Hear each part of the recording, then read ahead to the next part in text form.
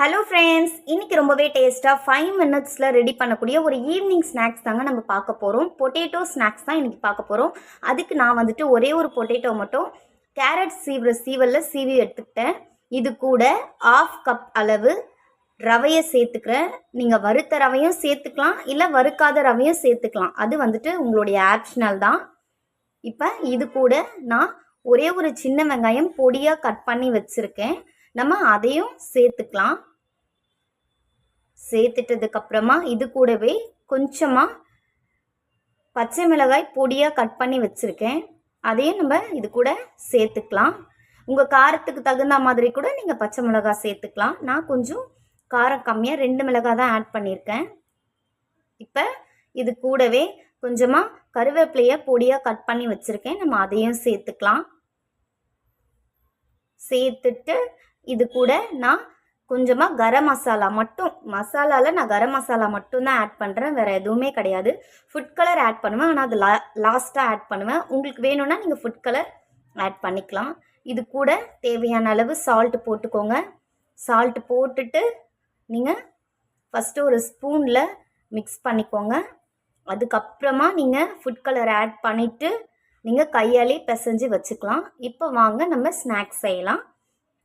இப்போ நீங்கள் ஒரு வானலில் அடுப்பு பற்ற வச்சுட்டு தேவையான அளவு எண்ணெய் ஊற்றிக்கோங்க. எண்ணெய் வந்துட்டு ரொம்ப காயணும்னு அவசியம் இல்லை இந்த ஸ்நாக்ஸ்க்கு.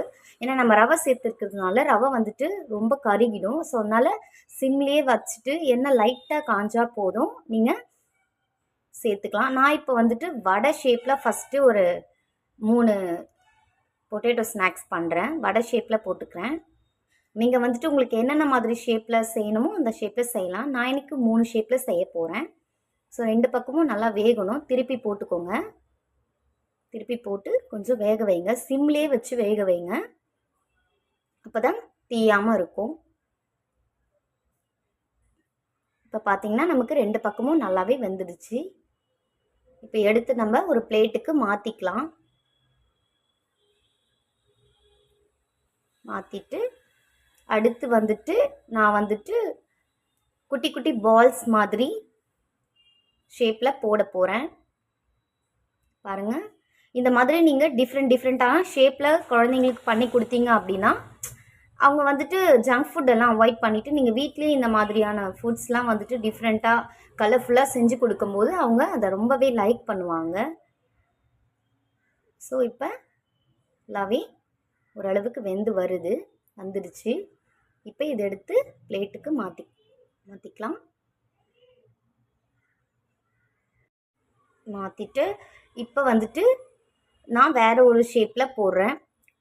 அதாவது இந்த வெஜ் ரோல் அந்த மாதிரிலாம் இருக்கும்ல, ஸோ அந்த மாதிரி நீங்கள் ரோல் டைப்பில் கூட போடலாம். நான் வந்துட்டு எனக்கு சரியாக வரலை அந்த ஷேப், பட் நீங்கள் கரெக்டாக போட்டுக்கோங்க.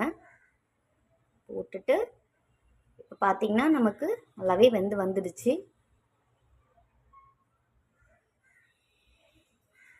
இப்போ இதையும் மாற்றிக்கலாம் பிளேட்டுக்கு. இப்போ பார்த்திங்கன்னா நமக்கு கலர்ஃபுல்லான ஸ்நாக்ஸ் ரெடி ஆகிடுச்சு. எப்படி இருக்குன்னு கமெண்ட்டில் ஷேர் பண்ணுங்கள். நம்ம சேனல் சப்ஸ்கிரைப் பண்ணிக்கோங்க.